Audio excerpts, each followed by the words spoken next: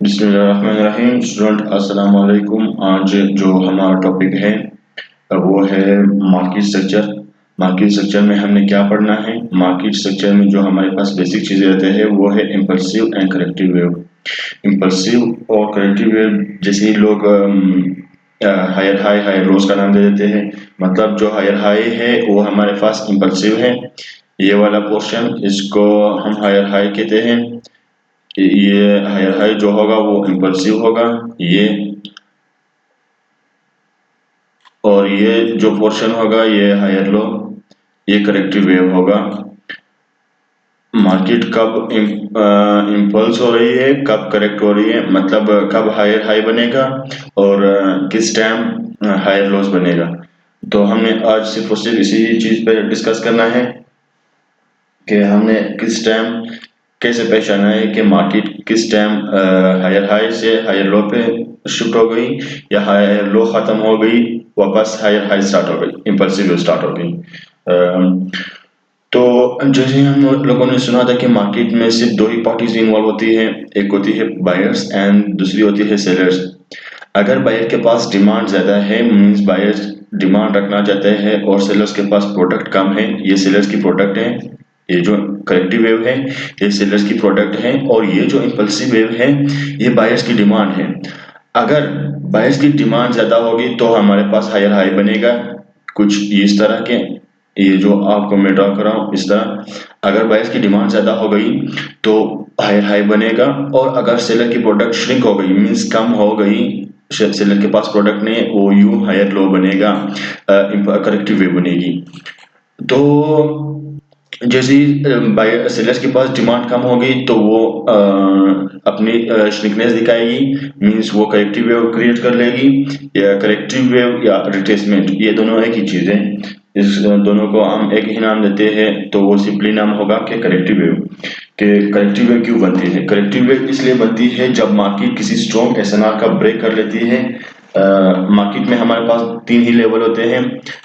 एक लेवल होता है सपोर्ट, एक मिनट में ड्रा कर लेता हूँ। एक होती है रेजिस्टेंस, अपर अपर जो लेवल होती है मार्केट में वो रेजिस्टेंस होती है, और ये जो बीच वाला होती है इसको हम एसएनआर से डिनोटेड कर लेते हैं। और ये जो लास्ट वाली होती है मीन्स सबसे नीचे वाला, इसको फिर हम wait, इसको हम सपोर्ट का नाम दे देते हैं। मतलब मार्केट सपोर्ट से बायर्स आते हैं, इस सपोर्ट पे बायर्स होते हैं, और एसएनआर पे बायर्स और सेलर्स दोनों होते हैं। क्योंकि सम टाइम एसएनआर वो लेवल होता है कि कभी यहाँ से बायर्स ने सपोर्ट लिया हुआ था अप की तरफ, और वापस यहाँ पे नीचे आके कुछ यूं, यहाँ से फिर सेलर्स ने रिट्रेस करके अपनी मोमेंटम क्रिएट किया हुआ था कुछ, यहाँ से बायर्स फिर रिट्रेस फिर सेलर्स, इसको फिर हम एसएनआर लेवल कहते हैं क्योंकि स्ट्रॉन्ग लेवल होता है। यहाँ से बायर्स भी इन्वॉल्व होते हैं और सेलर्स भी। अगर यहाँ पर इस लेवल पर एसएनआर लेवल पर सेलर्स के पास प्रोडक्ट कम हो गई, श्रिंक हो गई, तो बायर्स की पार्टी आएगी। और अगर बायर्स की डिमांड श्रिंक हो गई, बायर्स खत्म हो गए, तो फिर सेलर्स बायर्स को रिट्रेस करके मार्केट को आगे कंटिन्यू कर लेगी। ये होती है हमारे पास एसएनआर। और सपोर्ट पे जो होते हैं वो बायर्स इन्वॉल्व होते हैं। सिंपली हम बताते हैं कि रेजिस्टेंस पे सेलर्स, सपोर्ट पे बायर्स, एसएनआर लेवल पे दोनों पार्टी। जो मोमेंटम जिसका होगा वो स्ट्रॉन्ग होगी एसएनआर पर, और दूसरी श्रिंक हो जाएगी, रिट्रेस हो जाएगी। ये सिंपली इसका डेफिनेशन है एसएनआर लेवल का। तो अब हम आगे चलते हैं कि एसएनआर लेवल या रेजिस्टेंस लेवल या सपोर्ट लेवल पे हमें किस तरह पता चलेगा कि मार्केट कंटिन्यू होगी या कौन रिट्रेस हो रहा है, कौन श्रिंक हो रहा है, कौन स्ट्रॉन्ग हो रहा है, इंक्रीज हो रहा है, ये हमें किस तरह पता चलेगा।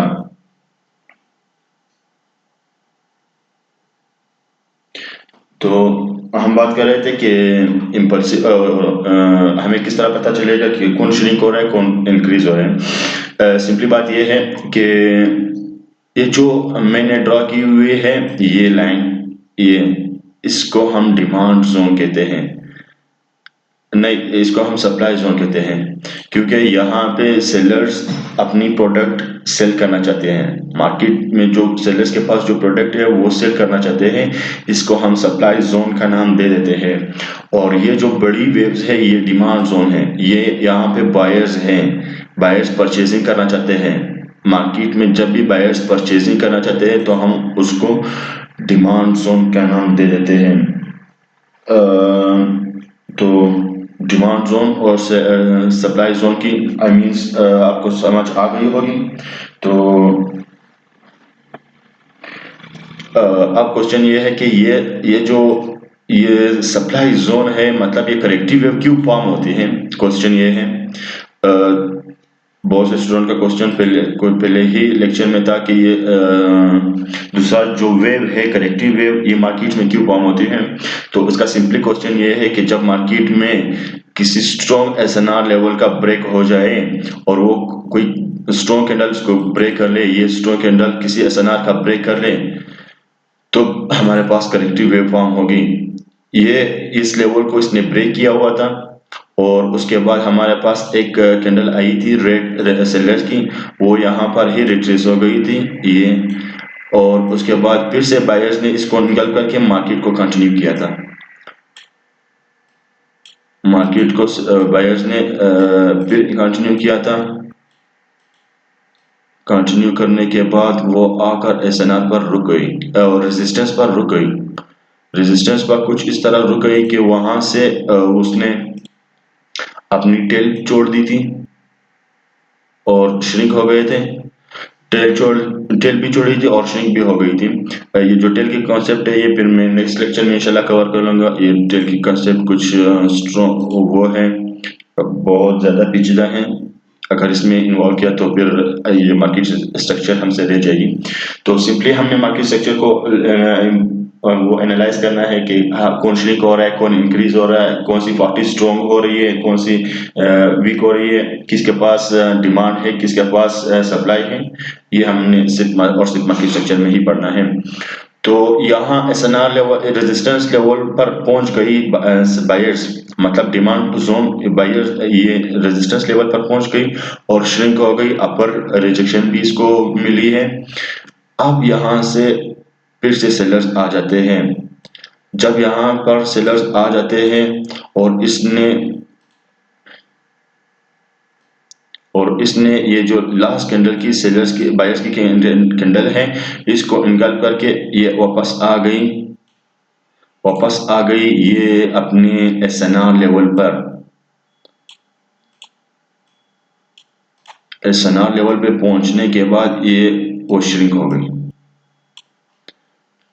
गई।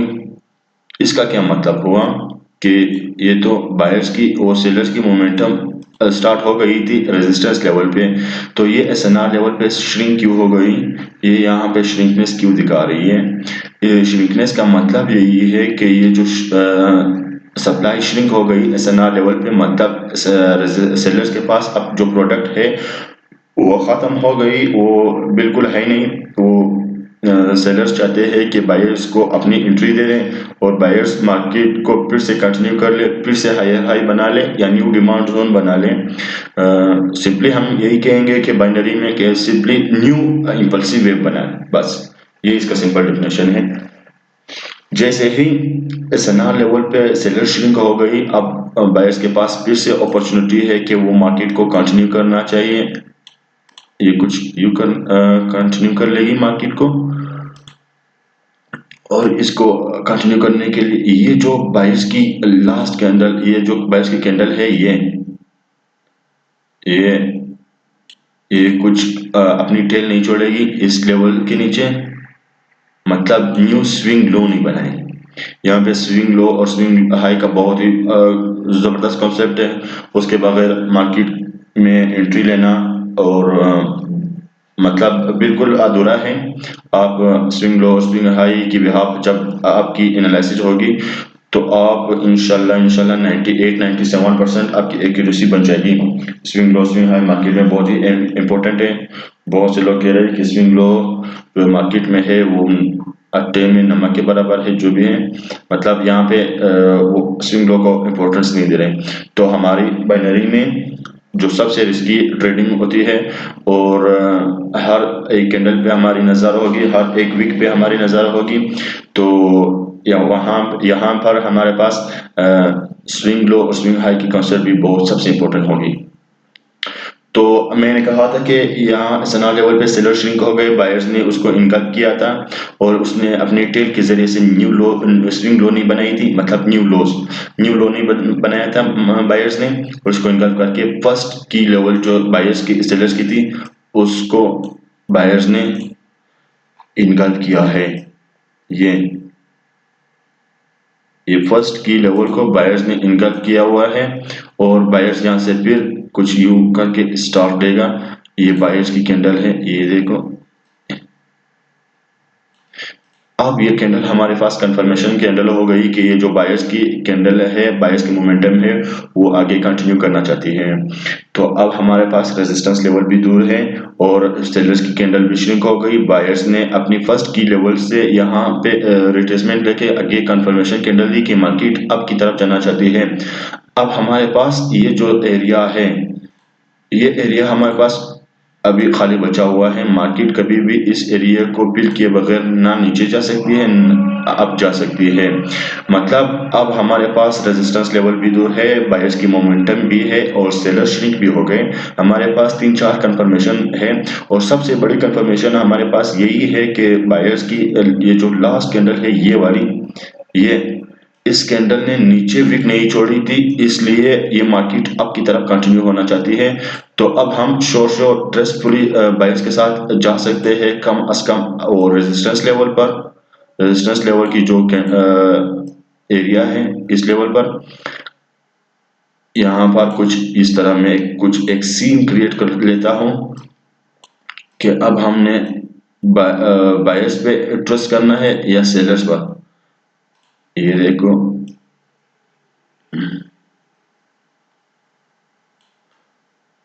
यहाँ पर बायर फिर से श्रिंक हो गए।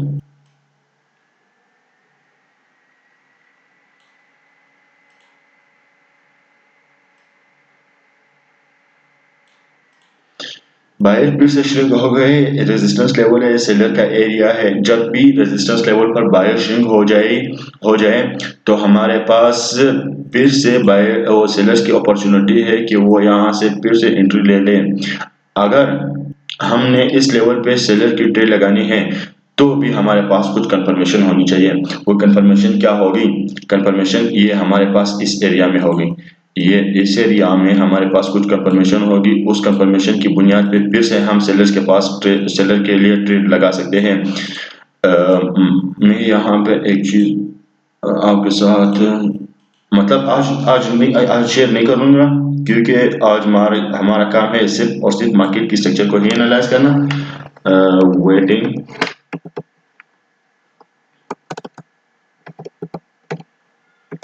Waiting for tomorrow.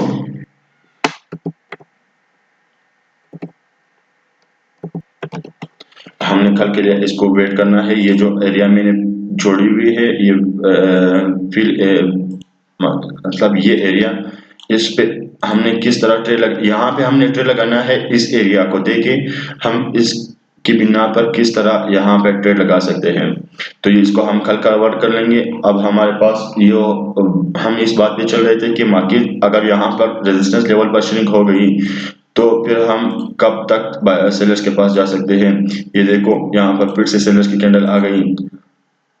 Short sellers की कैंडल आएगी। एक मिनट, यहाँ पर फिर से एक सेलर्स की कैंडल आ गई कुछ यूं, और यहाँ पर एक बायर्स की कैंडल आ जाती है वो स्विंग लो बना के।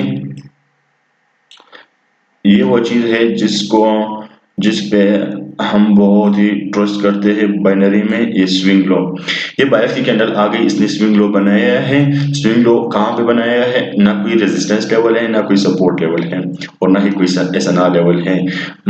स्विंग लो उस लेवल पे बनाई थी जहां से मार्केट ने रेजिस्टेंस लेवल से वापस कंटिन्यू, सेलर्स ने अपनी प्रोडक्ट दिखाना शुरू किया था और इसने स्विंग लो बनाया।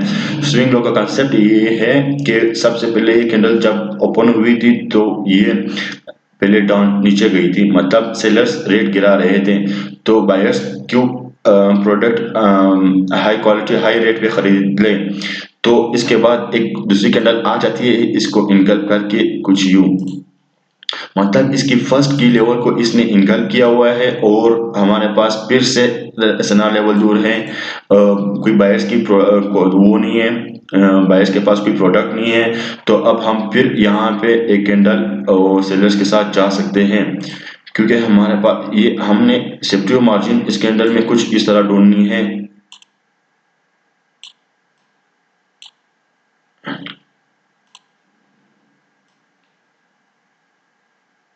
ये हमारी सेफ्टी मार्जिन होगी, ये जो फर्स्ट की लेवल को इसने इनकल्प किया हुआ है, इसकी लेवल के ऊपर हमने ट्रेड लगानी है डाउन के लिए। और दूसरी बात, अगर हमारे पास ये लेवल दूर हुआ, ये जो एसएनआर लेवल हमने ड्रा किया है, ये लेवल दूर हुआ और इसने फर्स्ट की लेवल से वो सपोर्ट वो रेजिस्टेंस बनाकर नीचे आ रही है, ये सेलर्स फर्स्ट की इंगल्फी की जो फर्स्ट की लेवल है उसको रेजिस्टेंस बना के नीचे आ रही है और उसको इंगल्फ भी किया हुआ है, ये हमारे पास कंफर्मेशन कैंडल हो गई। तो अब हम फिर से एक कैंडल डाउन के लिए जा सकते हैं एसएनआर लेवल तक। ये जो कैंडल है, ये कैंडल हमारे पास कंफर्मेशन कैंडल हो गई कि अब सेलर फिर से कंटिन्यू करना चाहते हैं मार्केट को। अब यहाँ पर कुछ यू सीन क्रिएट होगा, अगर सेलर्स इस लेवल को कुछ यू करके ब्रेक कर लेती है। हमें तो ये बताया गया था कि ये रियल ब्रेकडाउन है, मगर ये यहाँ पर फेक ब्रेकडाउन भी हो सकती है। मैंने आपको पहले ही यहाँ पे वो ये चीज बताई थी कि अब हमने इसको देकर यहाँ पे ट्रेड लेनी है। इसको देकर यहाँ पे ट्रेड लेने का क्या मतलब है कि यहाँ पे एक टेबल क्रिएट होगी, जो मैं कल बताऊंगा इंशाल्लाह। यहाँ इस लेवल पर एक टेबल क्रिएट होगी, इस लेवल की जो टेबल क्रिएट होने के बाद हम यहाँ पर ट्रेड लेंगे और यहाँ पर हमने क्या देखना है, और यहाँ पे हमने लास्ट कैंडल ऑफ बायर्स देखनी है। ये कैंडल हमें बहुत ही कुछ बताती है मार्केट में कि कब हमने बायर्स के पास प्रोडक्ट खत्म हो गई, सेलर्स कंटिन्यू कर लेंगे, और कब सेलर्स के पास मतलब कब ये जो लास्ट कैंडल बायर्स की है, ये हमें ये बता रही है कि बायर्स की डिमांड जो थी वो श्रिंक हो गई, सेलर्स के पास प्रोडक्ट ज्यादा है इस लेवल पे, इस रेजिस्टेंस लेवल पे, तो मार्केट फिर से रेजिस्टेंस लेवल से मार्केट नीचे की तरफ कंटिन्यू करना चाहती है। तो दोस्तों, अगर यहाँ पे सिंपली देखा जाए तो हमारे पास एम पैटर्न भी बन चुका है, और अगर यहाँ पे एम पैटर्न भी बन चुका है, मतलब सेलर्स के पास प्रोडक्ट ज्यादा है, तो यहाँ पर फिर से बायर श्रिंक हो जाएंगे कुछ यूं, बायर्स कुछ फिर से श्रिंक हो गए। श्रिंक होने के साथ इसने क्या किया, इसने स्विंग लो बनाई कुछ यूं। ये जो स्विंग लो का कंसेप्ट है वो इंशाल्लाह कल आप सबको पता चलेगा।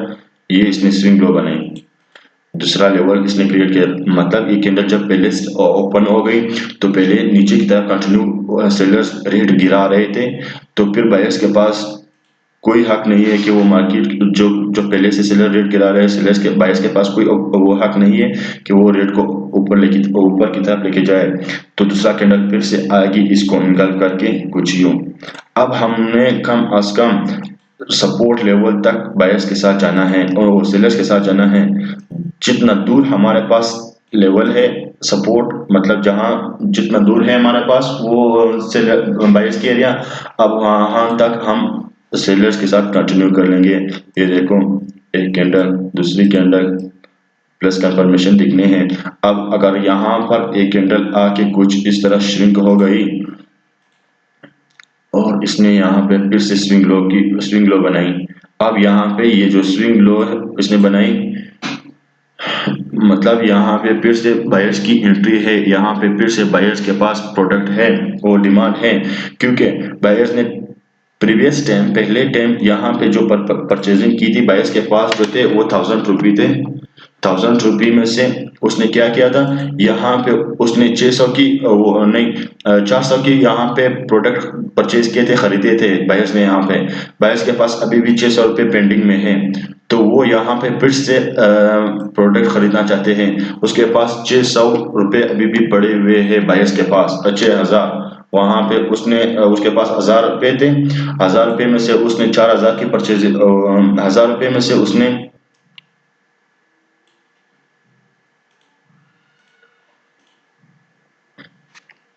एक मिनट ब्रदर्स, में इसको कुछ रिमूव कर लेता हूँ।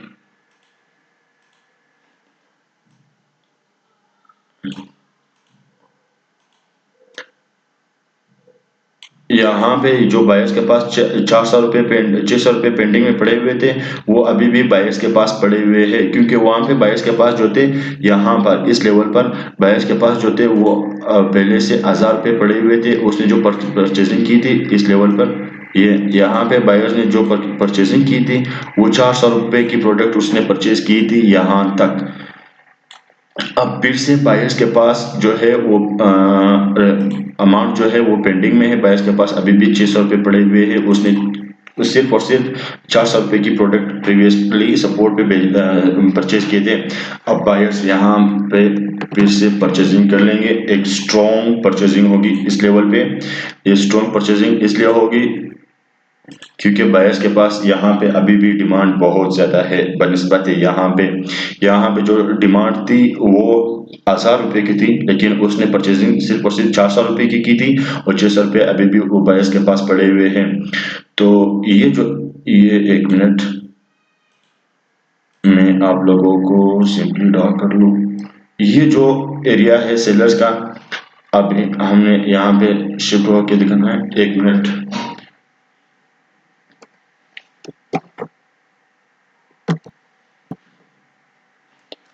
तो हमने ये पढ़ा था, ये फिर से ये कुछ यूं,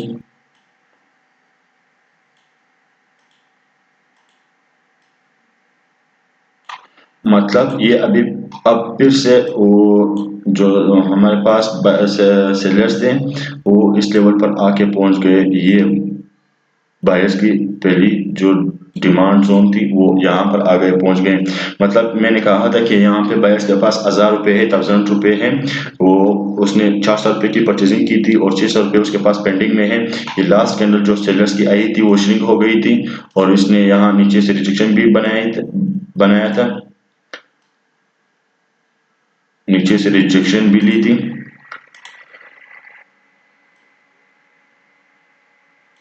अब यहाँ से बायर किस तरह कंटिन्यू करना चाहता है इस एरिया पे बायर कुछ यू कंटिन्यू करना चाहता है। नहीं, सपोज मैं इस तरह ड्रा करूँगा। अब ये आपको पता नहीं होगा कि ये तो इंकल्पिंग बना के आ रही है, खामा मार्केट आपकी तरफ जाएगी। नहीं, ये कुछ मैं यू ड्रा कर लूँगा। ये देखो, अब अब ये जो बायर्स की ये वाली कैंडल है, ये ट्रस्टफुली मार्केट को अपवर्ड की तरफ लेकर जाती है कुछ यू। अब हमारे पास कंफर्मेशन क्या होगी कि हमने किस तरह बायर्स के साथ ट्रेड लगानी है, कि हमारे पास एसएनआर लेवल भी दूर है यार, एसएनआर लेवल भी दूर है।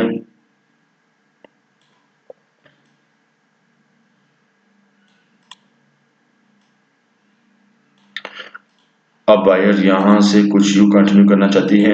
ये देखो, यहाँ पे भी मैंने आपको समझाया था कि इसको ब्रेक करने वाली कैंडल भी स्ट्रॉन्ग होगी, वो ये होगी।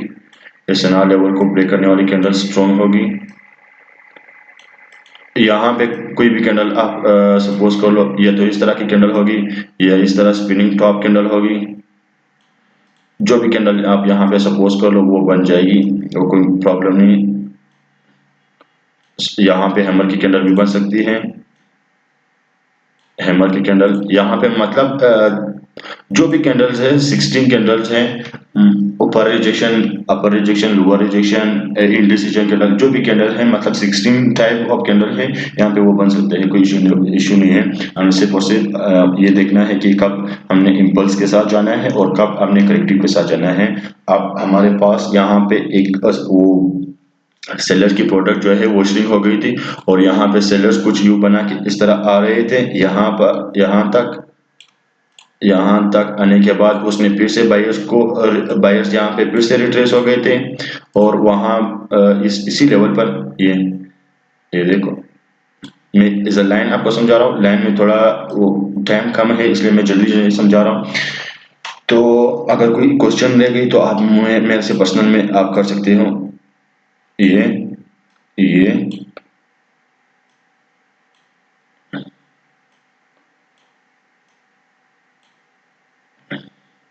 और अब ये मैं इसकी बात कर रहा हूँ। ओके, ये देखो, ये जो मैंने 5 लाइन ड्रॉ किए हुए हैं, यहाँ पे हमारे पास एक टेबल क्रिएट होगा।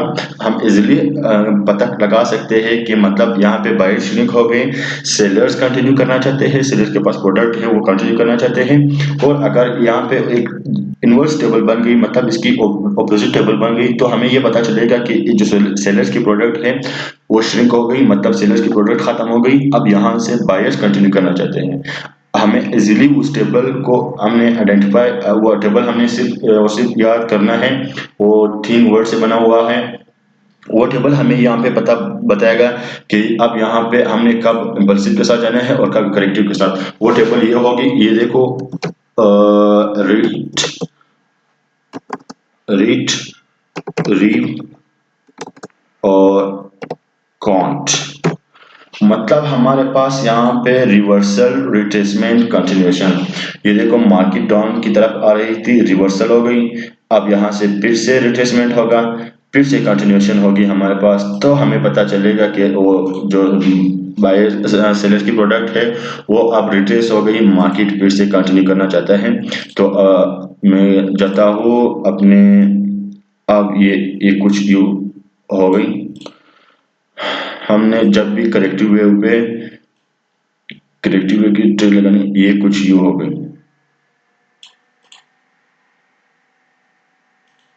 ये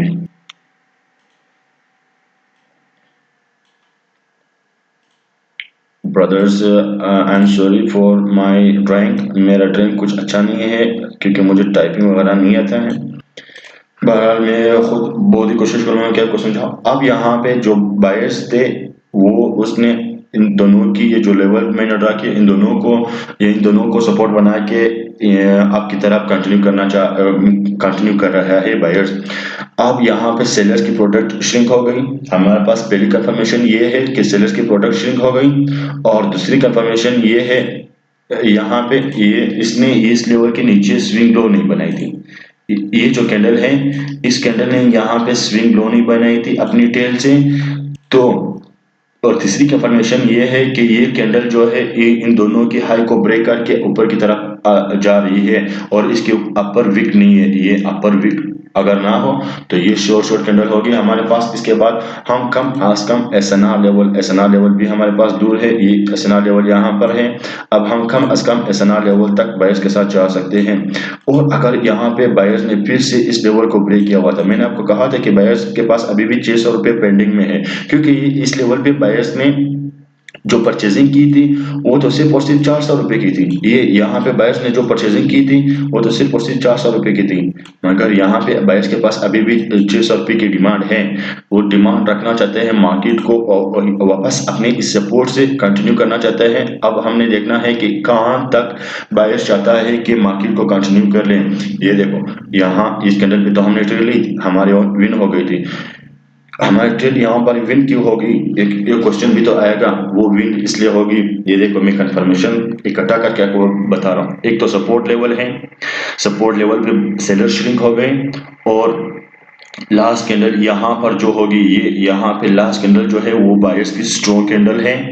सपोज स्ट्रॉन्ग कैंडल नहीं है भी, नहीं भी होगी, कोई इशू नहीं है। अगर होगी तो बहुत ही अच्छी बात होगी, हमारे पास कंफर्मेशन में इजाफा होगा। तो यहाँ पे बायर्स की लास्ट कैंडल स्ट्रॉन्ग है, और इसने एसएनआर लेवल का ब्रेक करके और यहाँ पे श्रिंकनेस दे दी। और बायर्स ने क्या किया, बायर्स ने न्यू लो नहीं बनाई। न्यू लो मतलब स्विंग लो नहीं बनाई। स्विंग लो न बनाने का मतलब यही है कि यहाँ पे बायर्स जैसे स्टार्ट हो गए, पहले इसने इनकल्प नहीं किया हुआ है, लेकिन उस लेवल को वो उस लेवल तक पहुंच गए। बायर्स बायर्स के साथ कुछ सेलर्स के पास साथ कुछ फाइट किया हुआ है, और बायर्स के पास जो बाइंग प्रोडक्ट है, वो डिमांड है, वो इस लेवल पर ज्यादा है बनिस्बत है। यहाँ पे बायर्स के पास डिमांड बहुत ज्यादा थी, लेकिन उसने परचेजिंग कुछ की, वो कुछ रह गई। वो कुछ रह गई थी, वो कुछ नहीं, बहुत ज्यादा, मतलब 60% रह गए थे। वो अभी यहाँ इस लेवल से परचेजिंग स्टार्ट कर लेगा बायर्स। बायर्स इस लेवल से परचेजिंग स्टार्ट कर लेगा। तो हमारे पास कंफर्मेशन है, इसने स्विंग लो नहीं बनाई, एक सेलर श्रिंक हो गई, दूसरी सपोर्ट लेवल है, मतलब बायर्स का एरिया है 3, और चौथा कंफर्मेशन ये है कि इस कैंडल ने इन दोनों का लेवल को ब्रेक करके ऊपर क्लोजिंग दी, अपर विक भी नहीं है। अपर विक का मतलब ये जो कैंडल होगी ये ट्रेंड कंटिन्यूएशन कैंडल है। सबसे इम्पोर्टेंट है वो ये कैंडल, और ये कैंडल हमें ये बता रही कि अब मार्केट कंटिन्यू करना चाहती है या नहीं। इस कैंडल में हमें ये पता चला कि इसने स्विंग लो नहीं बनाई और ऊपर क्लोजिंग दे रही, और इस कैंडल ने ये हमें बताया कि इसकी अपर रिजेक्शन भी नहीं है, मतलब सेलर की वो नहीं है, मतलब सेलर की जिसे कहते हैं सेलर के पास जो प्रोडक्ट है वो यहाँ पर नहीं है, सेलर इंटरेस्टेड नहीं है। सेलर कहाँ पर इंटरेस्टेड होंगे? सेलर या तो एसएनआर लेवल पर हमारे पास इंटरेस्ट दिखाएंगे या रेजिस्टेंस लेवल पर। अब हमने ये देखना है कि अब हम कहाँ तक से बायर्स के साथ जा सकते हैं। ये हमने कहा था इस कैंडल पे हमने ट्रेड लगानी है। ये कैंडल हमारी ट्रेड विन हो चुकी है अल्हम्दुलिल्लाह, बहुत ही अच्छी कंफर्मेशन के पास साथ। कंफर्मेशन हमारे पास लाजमी है, कम अज कम 4 से 5 कंफर्मेशन में यहाँ पे आप लोगों को बता चुका हूँ कि हमारे पास ये कंफर्मेशन है, इसलिए ये ट्रेड विन हो गए। अगेन रिपीट कर रहा हूँ, यहाँ पे इसने स्विंग लो नहीं बनाई एक, और यहाँ पे सेलर श्रिंक हो गए, दूसरी सपोर्ट लेवल है 3, और ये कैंडल जो है ट्रेंड कंटिन्यूएशन कैंडल है 4, इसने इस लेवल को सपोर्ट बना के ऊपर क्लोजिंग दे दी। ये 5 लास्ट कैंडल इसकी लाजमी स्ट्रॉन्ग होगी, ये होगी, मतलब 4 5 6 कंफर्मेशन में यहाँ पे बता चुका हूँ आप लोगों को। अब यहाँ पे हमने ट्रेड लगाई थी वो विन हो गई थी। अब हमने फिर से इसको यहाँ पे एरिया जो है वो रिमेनिंग है, हमने फिर से इस पे ट्रेड लगानी है ताकि ये मार्केट बायर्स अपनी एरिया को फिल कर ले। तो यहाँ पे बायर्स कुछ अपनी इस एरिया को कुछ इस तरह फिल कर लेंगे। अब यहाँ पे हम बायर्स ने तो रेजिस्टेंस लेवल को ब्रेक कर लिया है, अब बायर्स क्या करना चाहते हैं? अब बायर्स अगर इस लेवल को, ये जो लेवल हमने ड्रा किए एसएनआर लेवल, अब अगर यहाँ पे बायर्स कुछ इस तरह कंटिन्यू कर ले तो अब क्या हम बायर्स के साथ फिर से जा सकते हैं? ये आप बायर्स इस तरह कंटिन्यू करना चाहते हैं एसएनआर लेवल से, ये देखो इस कैंडल ने हमें ये बताया है कि इसने एसएनआर लेवल को सपोर्ट बना के ऊपर क्लोजिंग दे दी, और मोमेंटम भी बायर्स का है। एक मिनट, मोमेंटम भी बायर्स का है, और इसने एसएनआर लेवल को सपोर्ट बना के ऊपर क्लोजिंग दे दी। मतलब यहाँ पे सेलर्स के पास अपॉर्चुनिटी थी कि आ जाए, मतलब सेलर्स के पास अपॉर्चुनिटी थी कि वो यहाँ से एंट्री ले ले, अपनी प्रोडक्ट शो कर ले।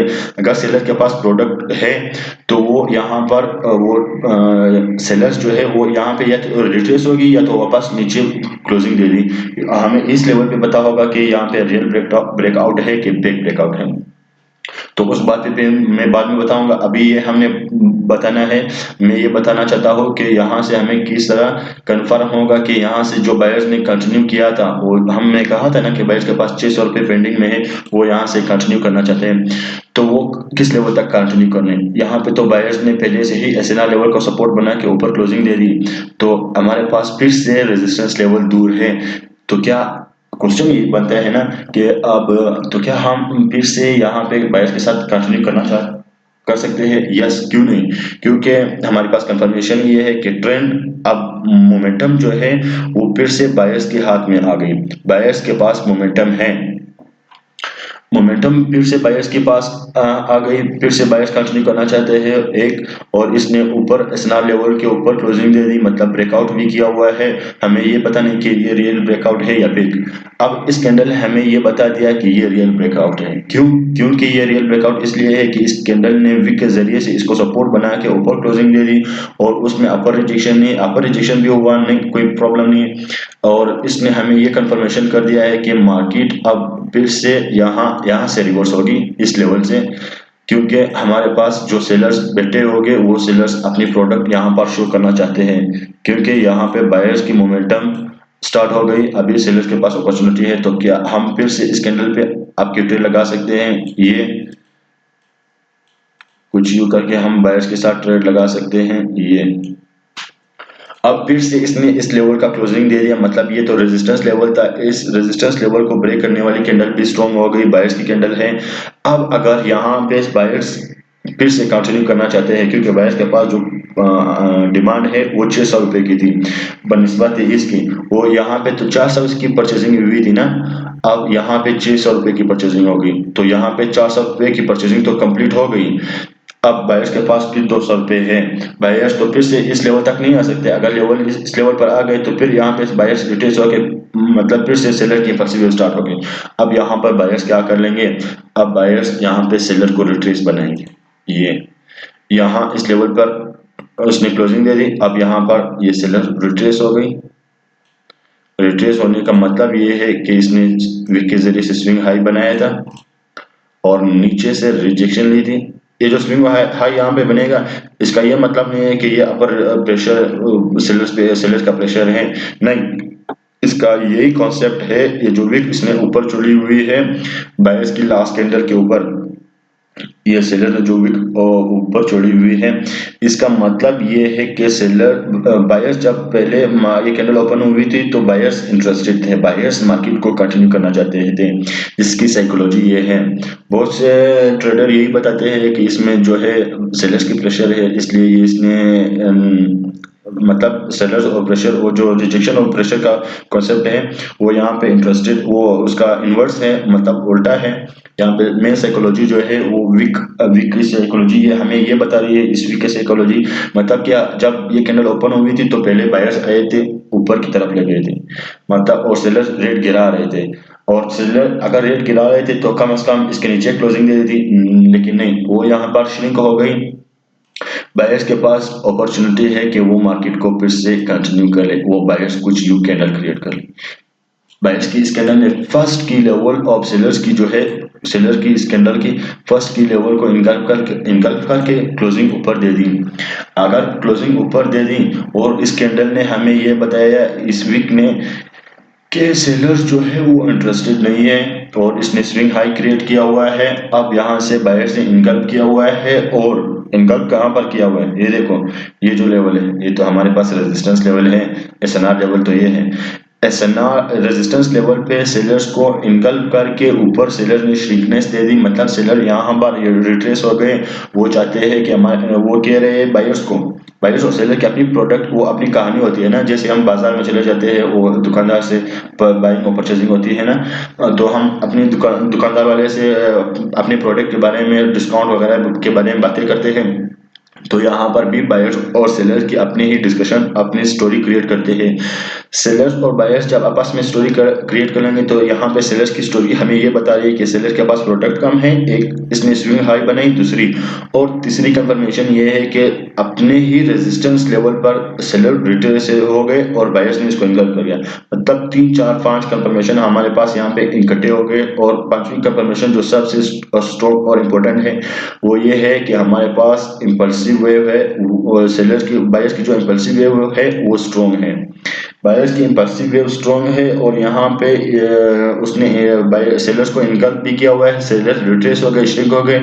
अब हम इसके बाद फिर से बायर्स के पास साथ जा सकते हैं, एक कैंडल, कम से कम एक कैंडल लाजमी जा सकते हैं, क्योंकि हमें ये पता नहीं है कि कब मार्केट ने रिवर्स होना है। ये अब हम इस कैंडल पे बायर्स के साथ जा सकते हैं ट्रस्टफुली। अगर ये कैंडल कुछ यू बन गई, हैमर टाइप बन गई और अपर रिजेक्शन नहीं है, तो फिर हम एक कैंडल और भी बायर्स के साथ जा सकते हैं विद प्लस कंफर्मेशन। कंफर्मेशन हमारे पास क्या होगी, कंफर्मेशन ये होगी कि हमारे पास अप ट्रेंड बायर्स की है और इसने हैमर बना के, ये हैमर, ये जो कैंडल होगी या ये जो कैंडल मैंने बनाई थी प्रीवियसली, ये हमें ये कंफर्म कर रही है कि मार्केट फिर से कंटिन्यू करना चाहती है। और अगर यहाँ पर इस तरह की टाइप की कैंडल बन गई तो फिर हम फिर से बायर्स के पास के लिए ट्रेड लगा सकते हैं।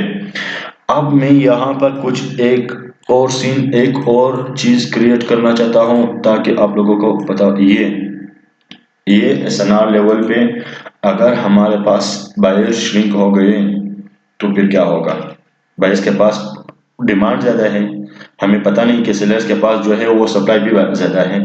हमें तो ये पता था कि यहाँ पे बायर्स ने जो 400 की परचेजिंग की थी वो 600 पेंडिंग में थी, वो यहाँ से परचेजिंग कर लेगा, सही है। और हमें ये पता नहीं है कि सेलर्स के पास जो प्रोडक्ट है वो 600 से भी ज़्यादा है। तो यहाँ पर फिर से एक टेबल क्रिएट होगा जो हमें ये कंफर्म करती है कि यहाँ से वापस सेलर्स आ सकते हैं। तो वो टेबल कुछ यूं क्रिएट होगा। ये मैं लाइन के जरिए आपको समझा रहा हूँ, लेकिन जो कैंडल इंपॉर्टेंट होगा वो फिर मैं आपको कैंडल के जरिए समझाऊंगा।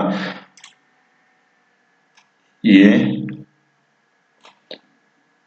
अब हमने वो सिनेरियो क्रिएट करना है जहां से हमें ये कंफर्मेशन हो कि अगर बायर्स और नहीं, कि अगर सेलर्स यहाँ से नीचे आएंगे तो किस तरह एक मिनट, यहाँ पे इस लेवल को तो बायर्स ने ब्रेक किया हुआ है। यहाँ पे फिर हमारे पास रियल ब्रेकआउट और फेक ब्रेकआउट की कंसेप्ट आ जाती है। हमें इस लेवल को, अब इस लेवल को सिर्फ देख के ये पता करना है कि ये कैंडल ने जो ब्रेकआउट किया हुआ है ये क्या रियल है या फेक। और समटाइम्स ट्रेडर इस तरह ड्रा करके कहते हैं, और यहाँ पे एक रिट्रेसमेंट की कैंडल शो करके कहते हैं कि ये जो कैंडल है ये इसने रियल ब्रेकआउट किया हुआ है। रियल ब्रेकआउट और फेक ब्रेकआउट की मैं आपको सिंपली साइकोलॉजी बताऊंगा कि रियल ब्रेकआउट किसे कहते हैं और फेक ब्रेकआउट किसे कहते हैं। वो तो यहाँ पे वो कह रहे हैं कि यहाँ पे सेलर्स ने, वो बायर्स ने इसको इनगल्फ करके ऊपर चले गए, तो हमारे पास ये जो कैंडल होगी ये ये ब्रेकआउट वो रियल होगी। मतलब ये वो इस रियल उसको कहते हैं कि ये रियल ब्रेकआउट है, क्योंकि इसने इसको इनगल्फ भी किया हुआ है और ये रिट्रेस की कैंडल भी आ गई, ऊपर से बायर्स के ने अपॉर्चुनिटी उठाई, एसएनआर लेवल को ब्रेक भी किया हुआ है। क्वेश्चन ये है कि बहुत से स्टूडेंट इसके बाद कैंडल पे डायरेक्ट ट्रेड लगाते हैं कि ये कैंडल ने वो ब्रेकआउट किया हुआ है।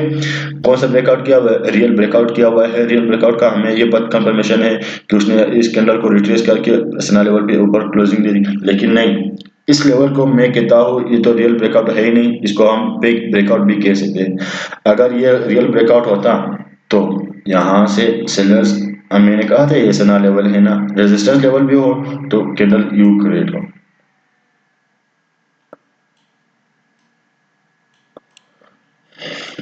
ये इस तरह की कैंडल आ जाती है। मतलब ये तो हमें यही बताया गया था कि ये जो ब्रेकआउट है ये रियल ब्रेकआउट है, और रियल ब्रेकआउट के बाद हम कंटिन्यूएशन की ट्रेड लगा सकते हैं शॉर्ट शॉर्ट के लिए। ये क्या, हमारे पास तो रेड कैंडल आ गई, हमारे तो ट्रेड लॉस हो गई। बहुत से मेरे पास अभी भी तकरीबन 10-12 स्क्रीनशॉट पड़े हुए, जहाँ पे मेरे ही दोस्त दो ने मुझे स्क्रीनशॉट भेजे कि ये तो रियल ब्रेकआउट के बावजूद रेड कैंडल क्यों आ गई, सेलर की कैंडल क्यों आ गई, इसको तो ग्रीन बनना चाहिए। तो भाइयों, रियल ब्रेकआउट और फेक ब्रेकआउट की भी अपनी एक ही स्टोरी होती है। मैंने पहले ही आपको कहा था कि स्टोरी वो एक टेबल क्रिएट हो गई, जो मैंने अंडरलाइन एरिया, जिस एरिया को मैंने अंडरलाइन किया हुआ है, इस एरिया पे हमारे पास एक एक टेबल फॉर्म होगा। उस टेबल के जरिए हमें ये कंफर्म हो जाएगा कि यहाँ पे ये ब्रेकआउट रियल है या फेक। हमने उस टेबल को देख के इसको कंफर्म करना है कि ये ब्रेकआउट जो है वो रियल है या फेक। ये ये टेबल मैंने आपको ड्रा किया, रिवर्सल, रिट्रेसमेंट, कंटिन्यूएशन। अगर यहाँ पे वो रिवर्सल, ये देखो ये कैंडल रिवर्सल, इसके ऊपर क्लोजिंग दे दी कुछ यूं क्लोजिंग दे दे, और ये देख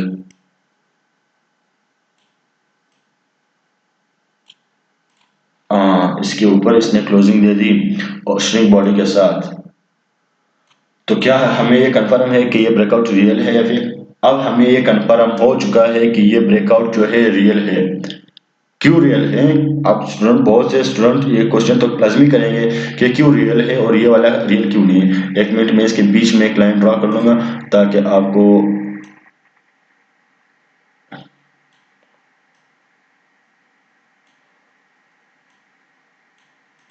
अब हमें ये पता होगा कि ये जो ब्रेकआउट है ये क्यों रियल है और दूसरा वाला क्यों फेक है।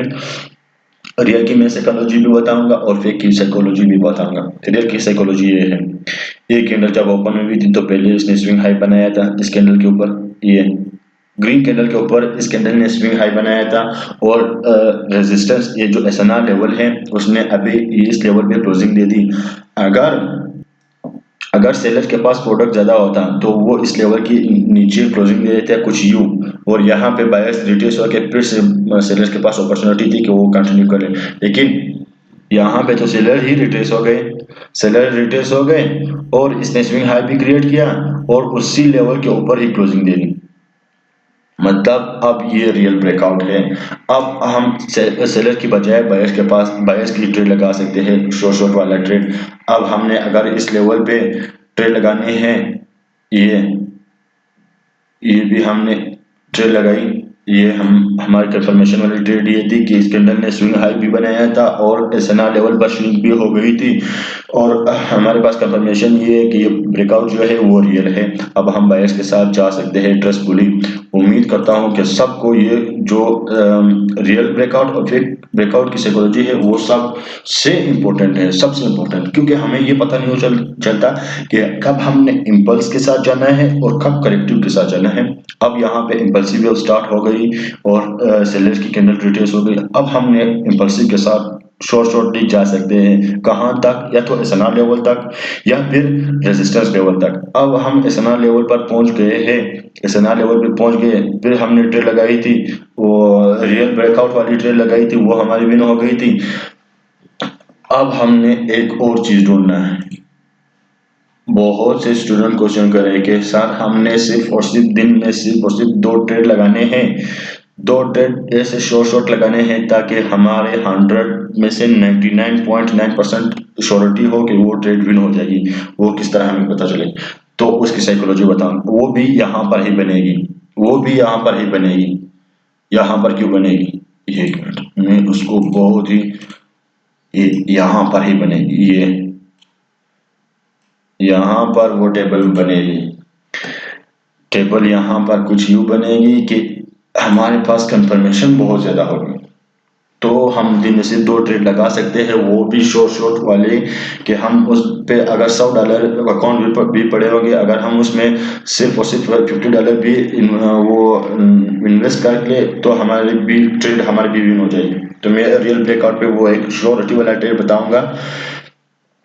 एसएनआर लेवल पे सेलर्स रिट्रेस हो गए एक, ये मैं सिर्फ कंफर्मेशन बताता जाऊं, आप सिर्फ नोट कर लो कि कंफर्मेशन एक एक देखो, बायर्स की मोमेंटम, बायर्स की मोमेंटम एक कंफर्मेशन, दूसरी कंफर्म, एक मिनट में इसको क्लियरली आप लोगों के साथ, ये देखो, अब हमने सारी चीजों को एक बार जोड़ना है।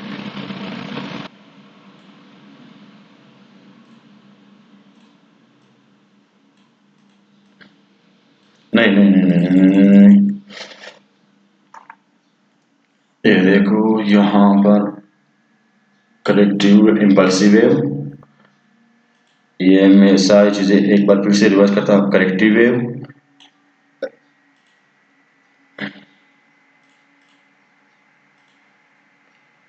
एसएनआर लेवल पे करेक्टिव वेव आई थी, यहाँ से फिर से इम्पल्सिव वेव ने अपने स्टार्ट। यहाँ पे बहुत हजार क्वेश्चन यहाँ पे बन सकते हैं।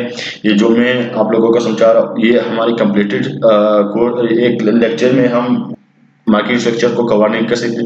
कम अज कम 3 से 4 लेक्चर में हमने इसको कवर करना है, क्योंकि हमारे पास यहाँ पे वो double top double bottom concept भी आएगा, श्रिंकनेस इंक्रीजनेस भी आएंगे, रियल ब्रेकआउट फेक ब्रेकआउट भी आएगा। मतलब जो रिलेटेड चीजें हैं मार्केट स्ट्रक्चर के लिहाज से, मतलब उसमें 14-15 चीजें आएंगे, वो हमने सिर्फ और सिर्फ एक लेक्चर में नहीं कवर कर सकते। तो मैं यहाँ पे वो कैंडल बताऊंगा कि अगर उस पे आप जायदाद भी लगा लो ना, तब भी आप जीत पाओगे। Wait wait wait,